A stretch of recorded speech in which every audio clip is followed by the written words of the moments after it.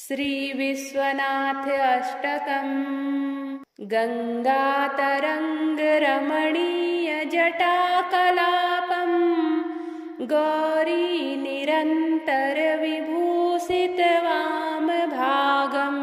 नारायण प्रियमनंग मदापहारम् वाराणसीपुरपतिं भज विश्वनाथम् वाचामगोचरमनेक गुणस्वरूपम् वागीश विष्णुसुरसेवित पादपीठम् वामेन विग्रहवरेण कलत्रवन्तम् वाराणसीपुरपतिं भज विश्वनाथम् भूताधिपं भुजगभूषणभूषिताङ्गम् व्याघ्राजिनाम्बरधरं जटिलं त्रिनेत्रम् पाशाङ्कुशाभयवरप्रदशूलपाणिं वाराणसीपुरपतिं भज विश्वनाथम् सीतां सुशोभितकिरीटविराजमानं भाले क्षणानलविशोषितपञ्चबाणम् नागाधिपार्चितभासुरकर्णपूरं वाराणसीपुरपतिं भज विश्वनाथम् पञ्चाननं दुरितमत्तमतङ्गजानां नागान्तकं दनुजपुङ्गवपन्नगानां दावानलं मरणशोकजराटवीनां वाराणसीपुरपतिं भज विश्वनाथम् तेजोमयं सगुणनिर्गुणं द्वितीयम् आनन्दकन्दमपराजितमप्रमेयम् नागात्मकं सकलनिष्कलमात्मरूपं वाराणसीपुरपतिं भज विश्वनाथम् रागादिदोषरहितं स्वजनानुरागं वैराग्यशान्तिनिलयं गिरिजासहायं माधुर्यधैर्यसुभगं गरलाभिरामं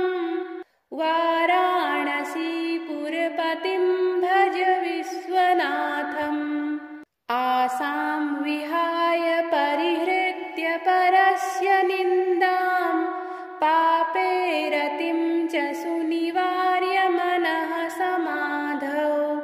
आदाय हृत्कमलमध्यगतं परेशं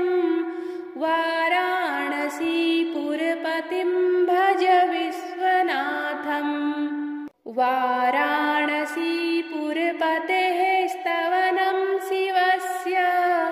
व्याख्यातमष्टकमिदं पठते मनुष्यः विद्यां श्रियं विपुलसौख्यमनन्तकीर्तिं वाराणसीपुरपतिं भज विश्वनाथम् गंगातरंगरमणीय जटाकलापं गौरी निरंतर विभूषित वाम भागं नारायण प्रियमनंग मदापहारं वाराणसीपुरपतिं भज विश्वनाथम् वाचामगोचरमनेक गुणस्वरूपं वागीश विष्णुसुरसेवित पादपीठम् वामेन विग्रहवरेण कलत्रवन्तं वाराणसीपुरपतिं भज विश्वनाथम् भूताधिपं भुजगभूषणभूषिताङ्गं व्याघ्राजिनाम्बरधरं जटिलं त्रिनेत्रम् पाशाङ्कुशाभयवर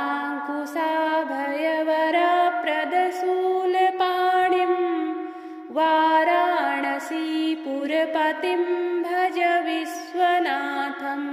सीतां सुशोभितकिरीटविराजमानं भाले क्षणानलविशोषितपञ्चबाणं नागाधिपार्चितभासुरकर्णपूरं वाराणसीपुरपतिं भज विश्वनाथम् पञ्चाननं दुरितमत्तमतङ्गजानां नागान्तकं दनुजपुङ्गवपन्नगानां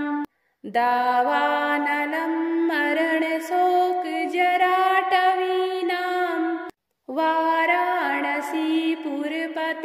भज विश्वनाथम् तेजोमयं सगुणनिर्गुणं द्वितीयम् आनन्दकन्दमपराजितमप्रमेयम्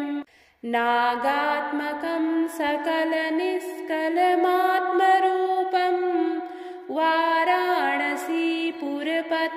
भज विश्वनाथम् रागादिदोषरहितं स्वजनानुरागं वैराग्यशान्तिनिलयं गिरिजासहायं माधुर्यधैर्यसुभगं गरलाभिरामं वाराणसीपुरपतिं भज विश्वनाथम् आसां विहाय परिहृत्य परस्य निन्दां पापेरतिं च सुनिवार्य मनः समाधौ आदाय हृत्कमलमध्यगतं परेशं वाराणसीपुरपतिं भज विश्वनाथम् वाराणसीपुरपतेः स्तवनं शिवस्य व्याख्यातमष्टकमिदं पठते मनुष्यः विद्यां श्रियं विपुलसौख्यमनन्तकीर्तिं वाराणसीपुरपतिं भज विश्वनाथम् गङ्गातरङ्गरमणीयजटाकलापं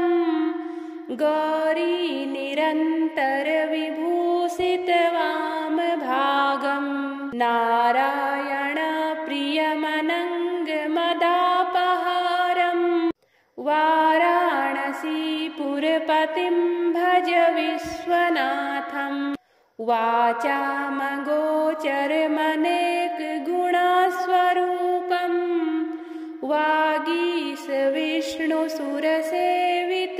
वागीशविष्णुसुरसेवितपादपीठं वामेन विग्रहवरेण कलत्रवन्तं वाराणसीपुरपतिं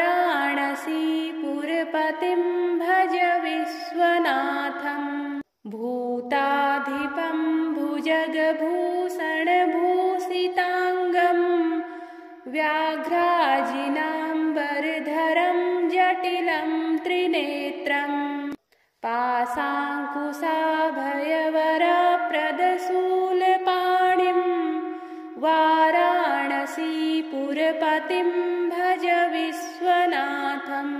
सीतां सुशोभितकिरीटविराजमानं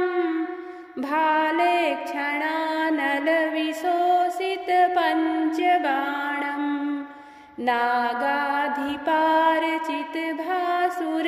नागाधिपार्चितभासुरकर्णपूरं वाराणसीपुरपतिं भज विश्वनाथम् पञ्चाननं दुरितमत्तमतङ्गजानां नागान्तकं दनुजपुङ्गवपन्नगानां दावानलं मरणशोकजराटवीनां वाराणसीपुरपतिं भज विश्वनाथम् तेजोमयं सगुणनिर्गुणं द्वितीयम् आनन्दकन्दमपराजितमप्रमेयम् नागात्मकं सकलनिष्कलमात्मरूपं वाराणसीपुरपतिं भज विश्वनाथम् रागादिदोषरहितं स्वजनानुरागं वैराग्यशान्तिनिलयं गिरिजासहायं माधुर्यधैर्यसुभगं गरलाभिरामं वाराणसीपुरपतिं भज विश्वनाथम् आसां विहाय परिहृत्य परस्य निन्दां पापेरतिं च सुनिवार्य मनः समाधौ आदाय हृत्कमलमध्यगतं परेशं वाराणसीपुरपतिं भज विश्वनाथम् वाराणसीपुरपतेः स्तवनं शिवस्य व्याख्यातमष्टकमिदं पठते मनुष्यः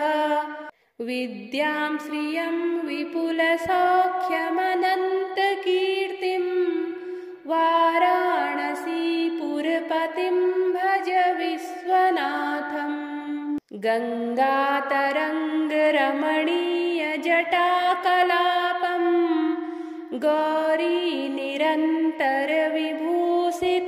गौरीनिरन्तरविभूषितवामभागं नारायणप्रियमनङ्गमदापहारं वाराणसीपुरपतिं भज विश्वनाथम् वाचामगोचरमनेकगुणस्वरूपं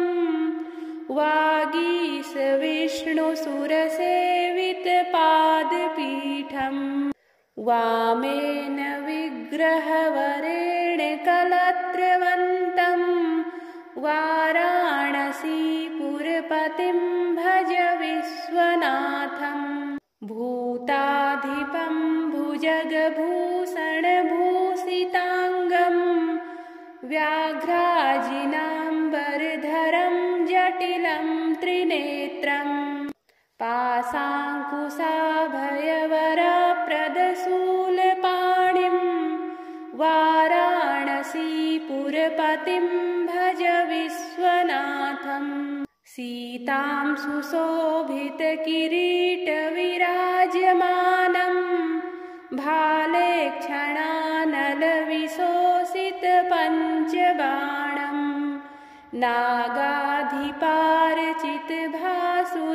नागाधिपार्चितभासुरकर्णपूरं वाराणसीपुरपतिं भज विश्वनाथम्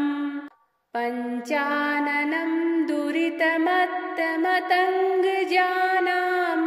नागान्तकं दनुजपुङ्गवपन्नगानां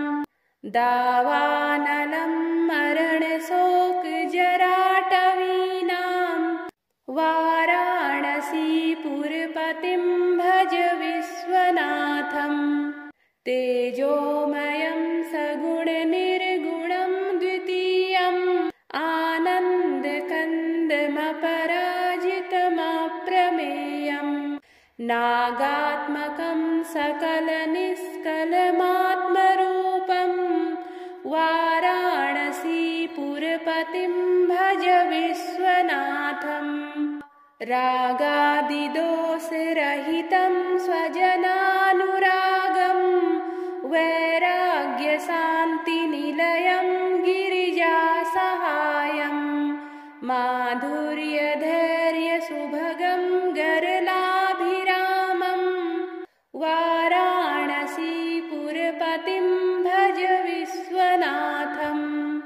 आसां विहाय परिहृत्य परस्य निन्दां पापेरतिं च सुनिवार्य मनः समाधौ आदाय हृत्कमलमध्यगतं परेशं वाराणसीपुरपतिं भज विश्वनाथम् वाराणसीपुरपतेः स्तवनं शिवस्य व्याख्या मनुष्यः विद्यां श्रियं विपुलसौख्यमनन्तकीर्तिं वाराणसीपुरपतिं भज विश्वनाथम् गङ्गातरङ्गरमणीयजटाकलापं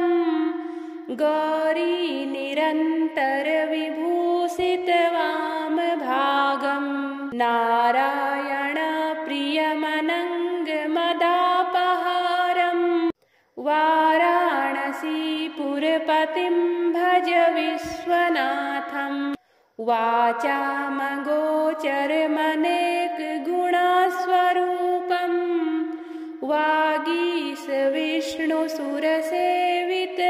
वागीशविष्णुसुरसेवितपादपीठं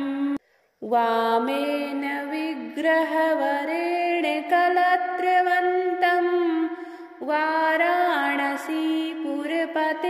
भज विश्वनाथम् भूताधिपं भुजगभूषणभूषिताङ्गं व्याघ्राजिनाम्बरधरं जटिलं त्रिनेत्रं पाशाङ्कुशाभयवरप्रदशूलपाणिं वाराणसीपुरपतिं भज विश्वनाथम् सीतां सुशोभितकिरीटविराजमानं भाले क्षणानलविशोषितपञ्चबाणं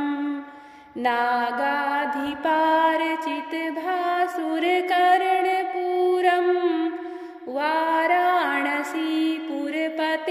भज विश्वनाथम् पञ्चाननं दुरितमत्तमतङ्गजानां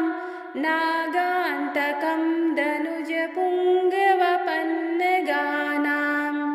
दावानलं मरणशोकजराटवीनां वाराणसीपुरपतिं भज विश्वनाथम् तेजोमयं सगुणनिर्गुणं द्वितीयम् आनन्दकन्दमपराजितमप्रमेयं नागात्मकं सकलनिष्कलमात्मरूपं वाराणसीपुरपतिं भज विश्वनाथम् रागादिदोषरहितं स्वजनानुरागं वैराग्यशान्तिनिलयं गिरिजासहायं माधुर्यधैर्यसुभगं गरलाभिरामं वाराणसीपुरपतिं भज विश्वनाथम् आसां विहाय परिहृत्य परस्य निन्दां पापेरतिं च सुनिवार्य मनः समाधौ आदाय हृत्कमलमध्यगतं परेशं वाराणसीपुरपतिं भज विश्वनाथम् वाराणसीपुरपतेः स्तवनं शिवस्य व्याख्यातमष्टकमिदं पठते मनुष्यः विद्यां श्रियं विपुलसौख्यमनन्तकीर्तिं वाराणसीपुरपतिं भज विश्वनाथम् गङ्गातरङ्गरमणीयजटाकलापं गौरीनिरन्तरविभूषितवामभागं नारायणप्रियमनङ्गमदापहारं वाराणसीपुरपतिं भज विश्वनाथम् वाचामगोचरमनेकगुणस्वरूपं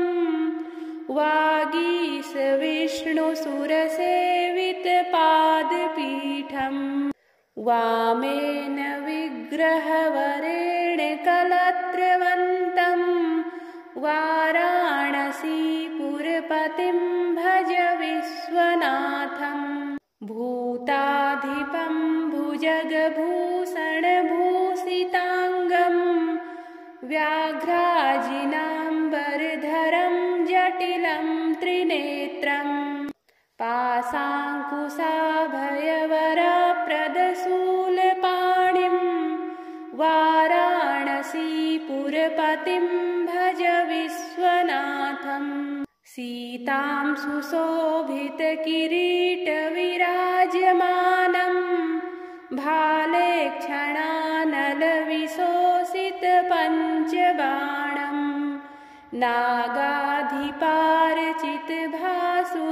नागाधिपार्चितभासुरकर्णपूरं वाराणसीपुरपतिं भज विश्वनाथम् पञ्चाननं दुरितमत्तमतङ्गजानां नागान्तकं दनुजपुङ्गवपन्नगानां दावानलं मरणशोकजराटवीनां वाराणसीपुरपतिं भज विश्वनाथम्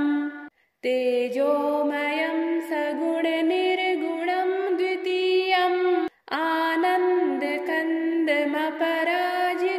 आनन्दकन्दमपराजितमप्रमेयम् नागात्मकं सकलनिष्कलमात्मरूपं वाराणसीपुरपतिं भज विश्वनाथम् रागादिदोषरहितं स्वजनानुरागं वैराग्यशान्तिनिलयं गिरिजासहायं माधुर्यधैर्यसुभगं गरलाभिरामं वाराणसीपुरपतिं भज विश्वनाथम् आसां विहाय परिहृत्य परस्य निन्दां पापेरतिं च सुनिवार्य मनः समाधौ आदाय हृत्कमलमध्यगतं परेशं वाराणसीपुरपतिं भज विश्वनाथम् वाराणसीपुरपतेः स्तवनं शिवस्य व्याख्यातमष्टकमिदं पठते मनुष्यः विद्यां श्रियं विपुलसौख्यमनन्तकीर्तिं वाराणसीपुरपतिं भज विश्वनाथम् गङ्गातरङ्गरमणीयजटाकलापं गौरीनिरन्तरविभूषितवामभागं नारायणप्रियमनङ्गमदापहारं वाराणसीपुरपतिं भज विश्वनाथम् वाचामगोचरमनेकगुणस्वरूपं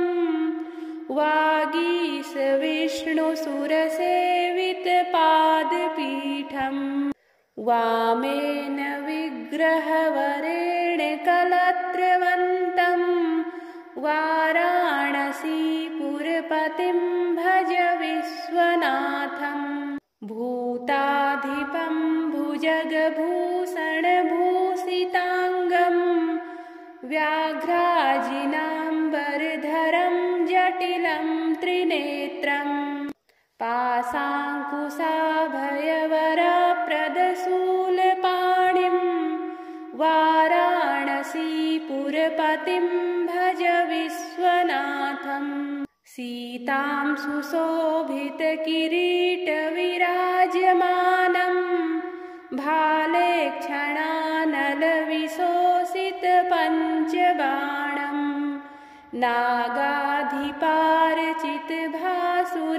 नागाधिपार्चितभासुरकर्णपूरं वाराणसीपुरपतिं भज विश्वनाथम्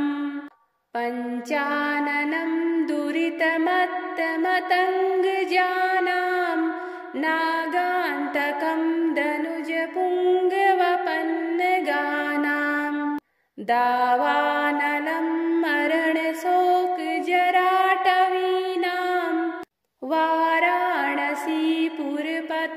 भज विश्वनाथम् तेजोमयं सगुणनिर्गुणं द्वितीयम् आनन्दकन्दमपराजितमप्रमेयम् नागात्मकं सकलनिष्कलमात्मरूपम् वाराणसीपुरपतिं भज विश्वनाथम् रागादिदोषरहितं स्वजनानुरागं वैराग्यशान्तिनिलयं गिरिजासहायं माधुर्यधैर्यसुभगं गरलाभिरामं वाराणसीपुरपतिं भज विश्वनाथम् आसां विहाय परिहृत्य परस्य निन्दां पापेरतिं च सुनिवार्य मनः समाधौ आदाय हृत्कमलमध्यगतं परेशं वाराणसीपुरपतिं भज विश्वनाथम् वाराणसीपुरपतेः स्तवनं शिवस्य व्याख्यातमष्टकमिदं पठते मनुष्यः विद्यां श्रियं विपुलसौख्यमनन्तकीर्तिं वाराणसीपुरपतिं